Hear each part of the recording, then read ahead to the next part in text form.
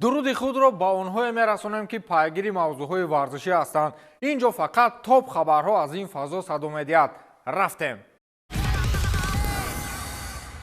болои сӯхта намакоб дар ҳаёти Карим Бензема. баъди ин қадар ҷангу ҷанҷолу кашталкашиҳои ин футболбоз бо раҳбарияту мухлисони дастаи Ал-Иттиҳод ба тақдири шӯраш дар бозии муқобили Навбаҳори Ӯзбекистон дар Лигаи Чемпионҳо ба дарвозаи худаш гол зад.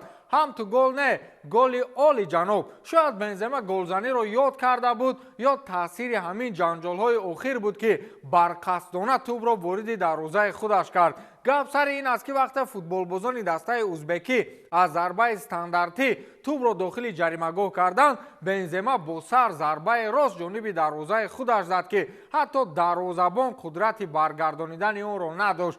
аммо ин голи Бензема навбаҳоро кӯмак накард то ба марҳилаи якчорфинали Лигаи Чемпионҳои Осиё роҳ ёбад. ҳамдастааш Ҳамдуллаҳ баъдан ин мушкилиро бо як голи ҷавобӣ рафъ кард ва ӯзбекҳо ҳам бо як автоголи дигар ба Бензема ҷавоб гардониданд ки мо ҳам метавонем. ҳамин тавр Ал-Иттиҳод бо ҳисоби 2-1 пирӯз шуд ва ба даври якчорфинал рафт. голи Бензема шабеҳи мақоли ба худӣ гол занд.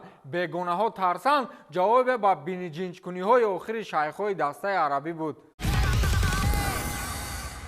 Тони Крос дуюмбора ба ҳайати мунтахаби Олмон баргашт. инро худи футболбоз дар шабакаҳои иҷтимоӣ ба чунин тарз расонаӣ кард. дарҳол ба кор мегузарем. аз моҳи март шурӯъ карда ман боз бо пираҳани мунтахаби Олмон бозӣ мекунам. медонед барои чӣ? барое ки инро сармураббии мунтахаби Олмон аз ман хоҳиш кард. ман ба ин чиз омодаам ва боварӣ дорам ки тими мо дар чемпионати Аврупо Евро 2024 ба бисёр чизҳо қодир мешавад, навиштааст Тони Крос. Тони Крос дар кулли фаъолияти худ дар Олмон ҳамагӣ 106 маротиба ба майдон омада ба задани 17 гол даст ёфтааст. дар Евро 2020 баъди шикаст аз дастаи Англия дар даври якашниҳоии мусобиқа футболбоз расман аз ҷанбасти карьерааш дар мунтахаб иттилоъ дод ва то ин ҷониб дигар дар ҳайати Олмон бозӣ накард. ҳамакнун Юлиан Нагелсман баъди ба симати сармураббигӣ омаданаш Кросро дар ҳаят дидан хост ва ба мақсадаш расид. Тони чӣ гунаи худаш мегӯяд ҳамавақт пушти шубҳаи дигарон пурқувваттар мешавад ва исбот мекунад ки дар мавриди ӯ андешаи нодуруст доранд. мисоли оддӣ ҳамон таърихе аз Бавария ба Реал гузаштанаш буд ки ӯро ҳамчун як футболбози нолозим ба Мадрид фурӯхтанд ва инак ӯ ҳамчун суперситораи футболӣ бонгу ном дорад. ҳамеша ба нерӯу тавони худатон бовар кунед. то голи Левандовски 1079 рӯз ягон нафар аз бозингарони Барселона дар даври якашниҳоии Лигаи Чемпионҳо гол назада буд. охирон футболбозе ки бо пираҳани нилунорӣ ба задани гол дар ин давр даст ёфтааст, чӣ гунае гуфтем 1079 рӯз пеш Лионел Месси буд ки моҳи марти соли 2021 ба дарвозаи дастаи ПСЖ гол зада буд. дигар ҳамин хел рӯзи сиёҳи Барса сар шуд. ягон вақт дар Лигаи Аврупо бозӣ мекард. баъд Роналд Куман ва пасон Хави Эрнандес як тӯдаи футболбозони корношоямро харидорӣ карданд, вале дигар Барса гол задан як сӯ ҳатто дар Лигаи Чемпионҳо набуд. акнун бо шарофати Хави Барселона дар марҳилаи якашниҳоии Лигаи Чемпионҳо бозӣ мекунад ва дар бозии муқобили Наполи ба задани як гол даст ёфт ки инро Левандовски ба ҳадаф расонид. дар ин баробар полшагӣ кӯҳансолтарин футболбози нилунорӣ шуд ки дар ин давр гол мезанад. феълан Роберт 35-умин солгарди умрашро паси сар мекунад. қаблан рекорди мазкур ба Лионел Месси тааллуқ дошт ки футболбоз дар синни 33-солагии худ дар бозии муқобили ПСЖ гол зада буд. Левандовскиро баъзан дар қатори Роналдову Месси мемонанд. маро мебахшеду, ягона рекорде ки Левандовски муқобили ҳарди онҳо шикаста метавонад ин нишондодҳои синусолӣ аст, дигар ҳеҷ.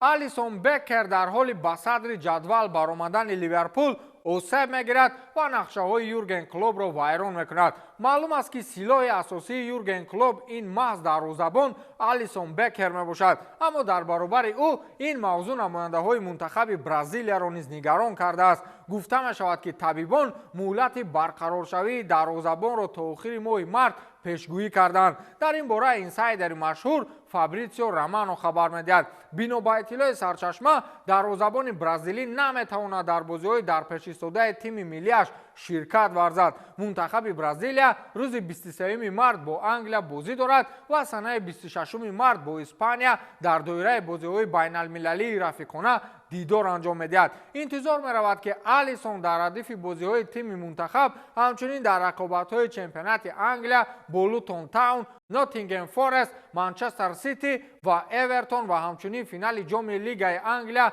бо Челси ва бозии даври яккашфиналии ҷоми Англия бо Саутгемптон ба майдон омада наметавонад. Ёдовар мешавем ки дарвозабони бразилӣ дар тамринҳои пеш аз бозии даври 25-уми Премер-лигаи Англия зидди Брентфорд ҷароҳат бардошт. мавсими ҷорӣ Алисон Бекер 24 маротиба дар ҳамаи мусобиқаҳо ба майдон омада 21 гол ба дарвозааш сар дод ва 9 рақобатро бидуни сар додани гол пушти сар кард. айни ҳол баъди 25 даври чемпионати Англия Ливерпул бо 54 хол дар зинаи якум қарор дорад.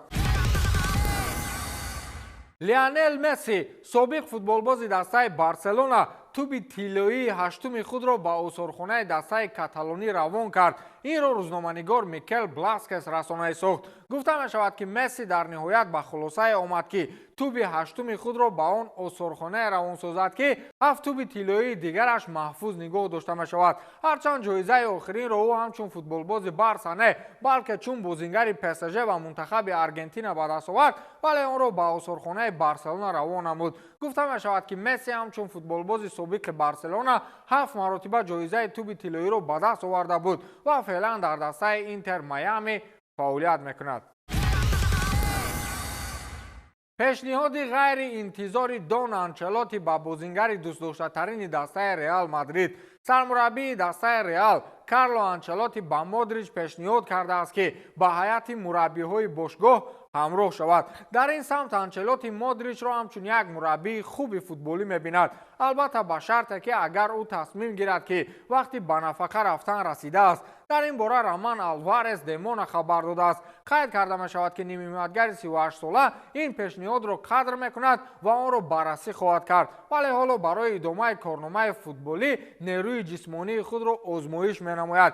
ҳоло хулосаи дақиқ нисбати ояндаи Модрич нест, фақат ҳамин маълум аст ки охири мавсим шартномаи футболбоз бо дастаи шоҳона тамом мешавад ва сину соли харватӣ низ ба 39 мерасад. мо қаблан хабар дода будем ки Модрич тасмим гирифтааст ки бо бошгоҳи шоҳона шартномаашро тамдид накунад ва дар тобистон ҳамчун агенти озод Реал Мадридро тарк мекунад.